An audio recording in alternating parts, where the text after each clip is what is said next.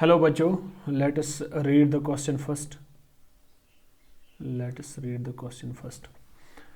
The ferromagnetic property depends on the ferromagnetic property depends on the temperature. Okay, this is the statement first. That ferromagnetic property depends on the temperature. At high temperature, ferromagnet becomes paramagnet. Statement second is at high temperature, the domain wall area of a ferromagnetic substance increases. What the question says, you have been given a question, but this question includes answers in the statements. तो हमारे पास एक ferromagnetic material है जिसकी property ये होती है कि जब भी हम उसका टेम्परेचर बढ़ाते हैं तो वो फेरोमैग्नेटिक मटेरियल जो है कन्वर्ट होता है पैरामैग्नेटिक मटेरियल में। ठीक है, तो हमसे कहा जा रहा है कि अगर आपके पास एक फेरोमैग्नेटिक मटेरियल है वो तो टेम्परेचर डिपेंडेंट होता है। ठीक है, यहाँ तक फेरोमैग्नेट बिकम्स पैरामैग्नेट, वो पैरामैग्नेट बन जाता है कब? जब हाई टेम्परेचर होता है। ये स्टेटमेंट तो सही है। दूसरा स्टेटमेंट क्या कह रहा है? At high temperature the domain wall of the ferromagnetic substance increases.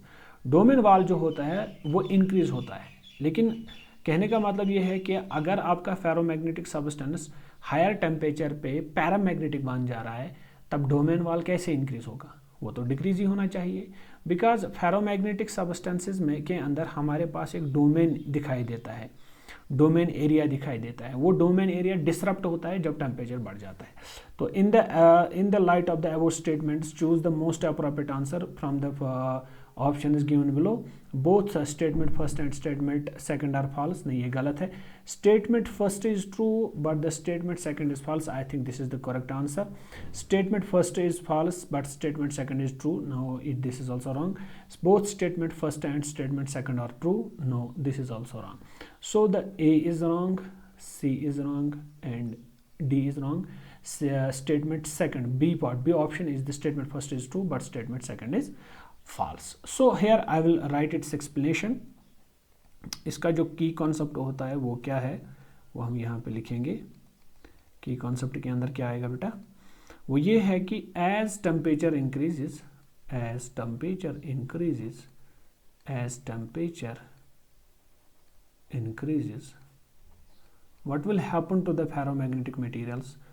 As temperature increases, domains disintegrate, domains disintegrate, domains disintegrate, disintegrate, domains disintegrate. So ferromagnetic materials, ferromagnetism decreases, ferromagnetism जो है ferromagnetism decreases,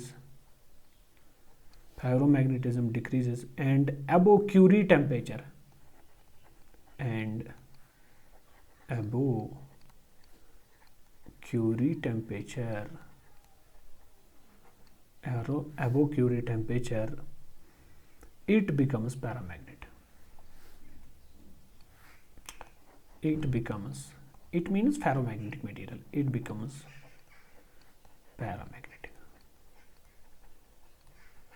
Okay, so one more explanation regarding this is at higher temperature, at high temperature, at high temperature the domain area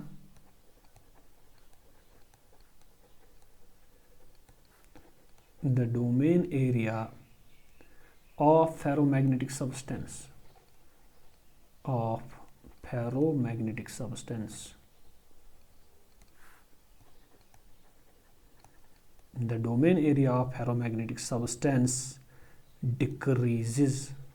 वही statement जो इसका दूसरा था वहाँ पे ये बोल रहा था कि डोमेन एरिया जो है वो बढ़ जाएगा। यहाँ पे आप देख सकते हो domain wall area of the ferromagnetic substance increase, लेकिन डोमेन एरिया हाई टेम्परेचर के साथ क्या कर रहा है? डिक्रीज कर रहा है। सो आई एक्सपेक्ट कि you will get the answer of this question. in a very good manner. Thank you.